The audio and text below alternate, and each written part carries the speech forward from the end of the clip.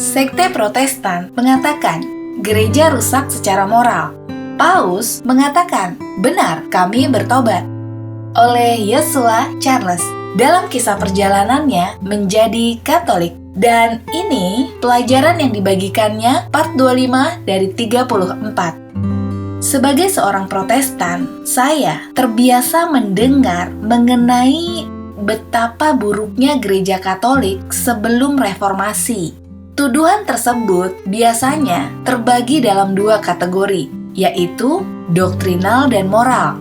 Entah gereja tidak lagi mengajarkan Injil yang benar atau doktrinal, atau para pemimpinnya begitu korup, sehingga orang-orang sekte Protestan dianggap dibenarkan untuk memisahkan diri dan dapat memulai sesuatu yang baru atau moral. Namun, ketika saya mendalami detailnya sendiri, saya menemukan sebuah kisah menarik yang belum pernah diceritakan oleh rekan-rekan Protestan saya. Memang benar, saya ragu mereka juga pernah mendengarkannya.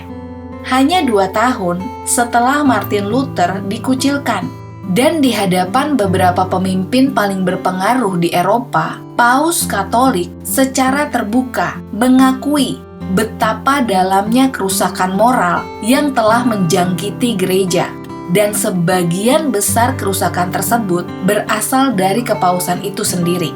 Dengan kata lain, Paus secara terbuka mengakui peran dosa para pemimpin gereja dalam kebangkitan Luther dan apa yang kemudian dikenal sebagai Protestantisme. Faktanya, dia mengklaim Protestantisme adalah hukuman dari Tuhan atas dosa-dosa umat gereja, termasuk Paus. Ini adalah tingkat kerendahan hati dan kejujuran yang tidak pernah saya harapkan dari seorang Paus di era reformasi, mengingat apa yang telah diberitahukan kepada saya tentang gereja Katolik oleh berbagai pengkhotbah dan teolog Protestan yang saya hormati di tahun-tahun pertumbuhan saya. Ya, nama kepausannya adalah Adrian ke-6. Masa pemerintahannya singkat, hanya dari Januari 1522 hingga September 1523. Namun, pemerintahannya sungguh luar biasa dalam hal keterbukaan dan kejujurannya mengenai perlunya reformasi dalam gereja. Adrian Florensone atau Adrian dari Utrecht lahir pada tahun 1459 dari orang tua yang rendah hati. Dia melanjutkan studi di Universitas Leuven, di mana dia akhirnya menjadi seorang sarjana dan teolog. Pada tahun 1507, Kaisar Romawi Suci, Maximilian I, mengangkatnya sebagai guru untuk cucunya, yaitu Adipati Agung Charles, calon Kaisar Charles V. Dia menjadi uskup pada tahun 1516 dan Paus Leo ke-10 mengangkatnya menjadi kardinal pada tahun 1517. Pada tahun yang sama, ketika Luther memakukan 95 tesisnya di pintu gereja Wittenberg.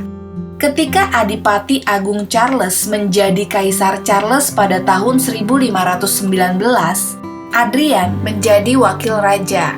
Dalam kapasitas tersebut, dia mendengar tentang pemilihannya menjadi kepausan pada tahun 1522, di mana Paus menghadapi tantangan besar saat memangku jabatan kepausan. Di antaranya adalah perang yang sedang berlangsung antara Charles dan Francis I dari Prancis, dan bahaya yang ditimbulkan oleh Kekaisaran Ottoman terhadap Eropa, dan pemberontakan Luther di Jerman, dan perlunya reformasi dalam gereja. Pada tahun 1522, Charles mengadakan The Diet of Nuremberg, sebuah pertemuan para pangeran Kekaisaran Romawi Suci untuk membahas masalah-masalah yang terjadi saat itu. Paus mengutus nunsionya atau duta Paus, Francesco Chireghetti, untuk mewakilinya di hadapan pertemuan itu. Dan pada tanggal 3 Januari 1523, Chireghetti membacakan kepada The Diet sebuah dokumen yang disusun oleh Paus sendiri, yang di dalamnya Paus tidak hanya mengutuk kesalahan Luther dan kehancuran nyawa, serta harta benda yang disebabkan oleh para pengikutnya. Namun, secara terbuka, dia mengakui perlunya reformasi di dalam gereja, dan terutama di Kuria Romawi atau pemerintahan Romawi. Kata-katanya terbaca seperti salah satu pernyataan klasik pertobatan Raja Daud atas Betsaeba atau Nabi Daniel atas dosa bangsa Israel. Setelah membacanya, sebuah karikatur atau sebuah gambaran yang melebih-lebihkan mengenai gereja Katolik yang sangat korup, yang terus-menerus melakukan kebobrokan dan kesalahan, hancur lebur saat saya belum pernah membaca pernyataan apapun dari Martin Luther atau para reformis lainnya, yang secara terbuka menyatakan pertobatan seperti itu. Setelah saya membaca kata-kata Paus Adrian ke-6, saya mengetahui bahwa ada lebih banyak hal dalam reformasi daripada yang telah diberitahukan kepada saya. Dan kemudian saya menggali lebih dalam.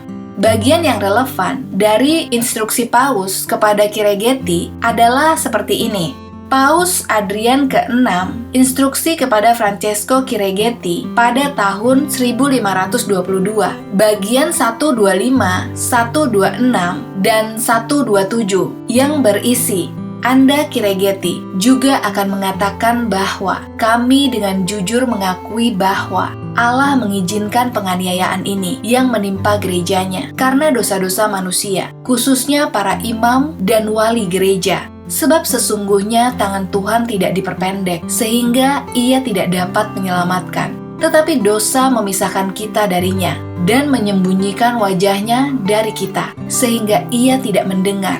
Kitab suci menyatakan bahwa dosa-dosa manusia adalah akibat dari dosa-dosa para imam. Oleh karena itu, seperti yang dikatakan Chrysostomus, Juru selamat kita yang hendak menyembuhkan kota Yerusalem yang sakit, pertama-tama harus memasuki bait suci untuk menghukum terlebih dahulu dosa-dosa para imam, seperti dokter yang baik yang menyembuhkan penyakit dari sumbernya. Kita tahu bahwa selama bertahun-tahun banyak hal keji yang telah terjadi di tahta suci ini. Penyalahgunaan dalam hal-hal spiritual, penyelenggaraan terhadap perintah-perintah, dan akhirnya dalam segala hal, perubahan menjadi lebih buruk. Etomina denieke in perversum mutata.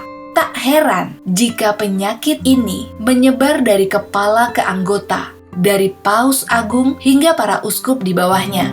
Kita semua, yaitu para pejabat gereja dan imam, masing-masing dari kita telah menyimpang dari jalan kita. Juga tidak ada orang yang berbuat baik untuk waktu yang lama. Tidak satupun. Seperti dalam Mazmur 14 ayat 3. Oleh karena itu, kita semua harus memuliakan Tuhan saja dan merendahkan jiwa kita di hadapannya. Dan kita masing-masing harus mempertimbangkan kejatuhannya dan menghakimi dirinya sendiri, daripada menunggu penghakiman Tuhan dengan tongkat murkanya. Oleh karena itu, sejauh yang kami tahu, Anda berjanji bahwa kami akan mengerahkan segala upaya untuk mereformasi kuria atau pemerintahan ini terlebih dahulu, yang mungkin merupakan asal-muasal semua kejahatan ini. Sehingga ketika korupsi menyebar dari tempat itu ke semua tempat yang lebih rendah, kesehatan yang baik dan reformasi semua orang juga dapat terwujud. Kami menganggap diri kami semakin terikat untuk memperhatikan hal ini. Semakin kami melihat seluruh dunia merindukan reformasi semacam ini. Seperti yang kami yakini telah dikatakan oleh orang lain kepada Anda.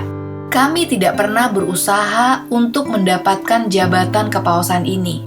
Memang kami lebih suka sejauh yang kami biasa menjalani kehidupan pribadi dan menjalani Tuhan dalam kesunyian suci. Dan pasti kami akan menolak kepausan ini kecuali rasa takut akan Tuhan. Cara pemilihan kami yang tidak korup dan ketakutan akan terjadinya perpecahan. Karena penolakan, kami memaksa untuk menerimanya. Oleh karena itu, kami tunduk pada martabat tertinggi. Bukan karena nafsu atau kekuasaan atau demi kelayakan sanak saudara kami, namun karena ketaatan pada kehendak ilahi, demi mereformasi mempelainya yang cacat. Gereja Katolik untuk membantu mereka yang tertindas, untuk memberikan dorongan kepada mereka yang tertindas, dan menghormati orang-orang terpelajar dan berbudi luhur yang telah lama diabaikan, dan pada akhirnya melakukan hal lain yang harus dilakukan oleh Paus yang baik dan penerus sah Petrus yang terberkati. Namun, tidak ada seorang pun yang terkejut jika dia tidak melihat semua kesalahan dan pelanggaran segera diperbaiki oleh kita, karena penyakitnya sudah berlangsung lama dan bukan merupakan penyakit tunggal, melainkan bervariasi dan kompleks. Kita harus bergerak maju secara bertahap menuju penyembuhannya dan pertama-tama menangani penyakit-penyakit yang lebih serius dan lebih berbahaya. Jangan sampai dalam keinginan untuk mereformasi segala sesuatunya pada saat yang sama kita membuat segala sesuatunya menjadi kacau balau.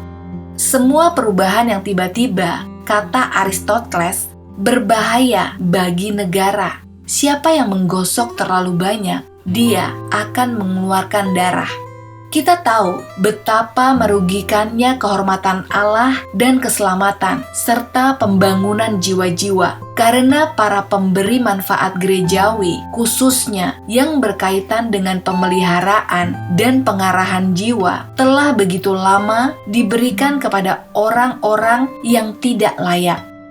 Demikian, semoga penjelasan dari Yosua Charles dalam perjalanannya menjadi Katolik dalam mempelajari sejarah gereja Katolik kuno ini dapat menjadi inspirasi iman kita semua. Dan tetaplah setia pada iman Katolik kita. Sampai jumpa lagi bersama saya, Benedikta. Salam sukacita.